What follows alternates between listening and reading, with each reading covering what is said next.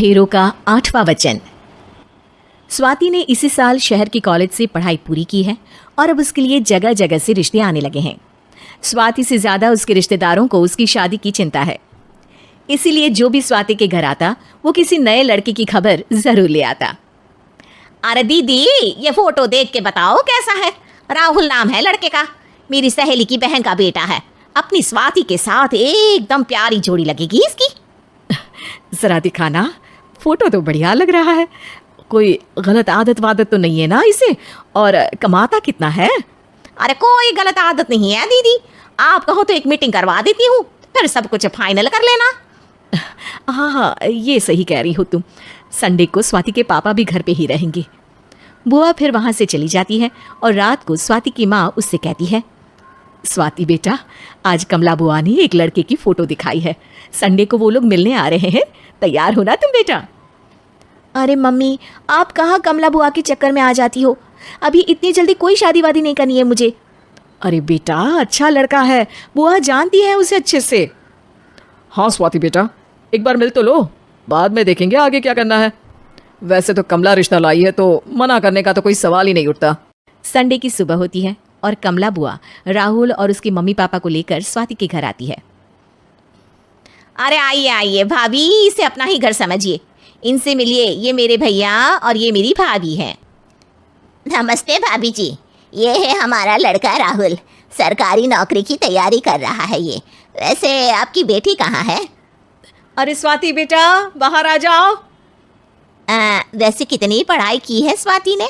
जी, post graduate है हमारी बेटी साइंस में।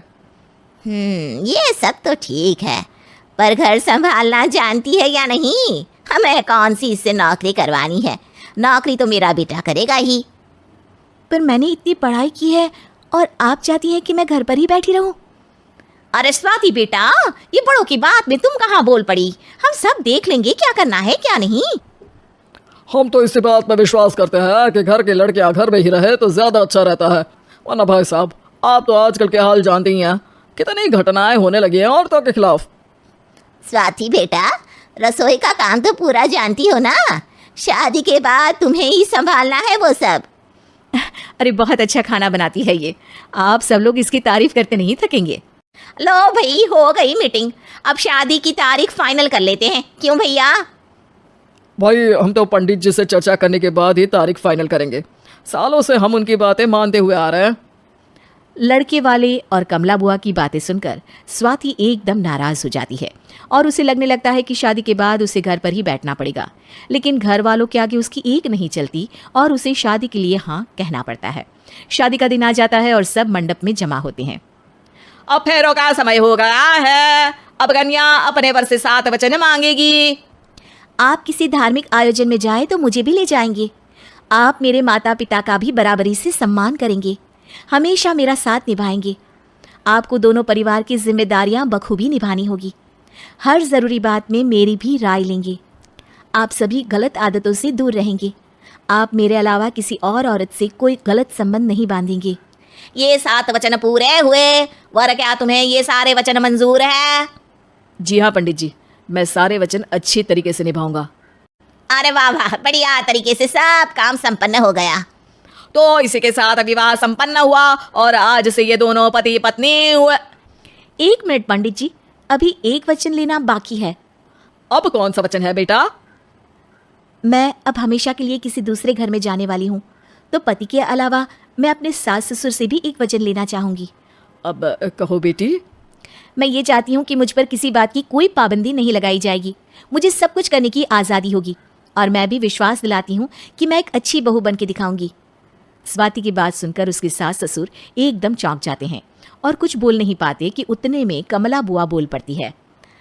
अरे बेटा, ये भी कोई कहने की बात है? रानी बन के रहोगी तुम तो। वचन देने से पहले सोच लीजिए, क्योंकि शास्त्रों में वचन ना निभाने वालों के लिए नरक से भी बदतर सजा लिखी है। स्वाति की चालाकी से वहां मौजूद सब लोग प्रभावित हो जाते हैं और लोगों में बदनामी ना हो जाए, इस कारण स्वाति के सास ससुर को उसे वचन देना पड़ता है। अरे कैसी अपशकुन वाली बातें कर रहे हैं आप पंडित जी? हमें मंजूर है बेटा तुम्हारी शर्त। स्वाति अपनी समझदारी से अपनी बात अपने ससुराल वालों से मनवा लेती है और खुशी खुशी राहुल से शादी कर लेती है। अब से हर शादी में मैं खुद 8 वचन दिलवाऊंगा। ओम मंगलम मंगलम मंगलम।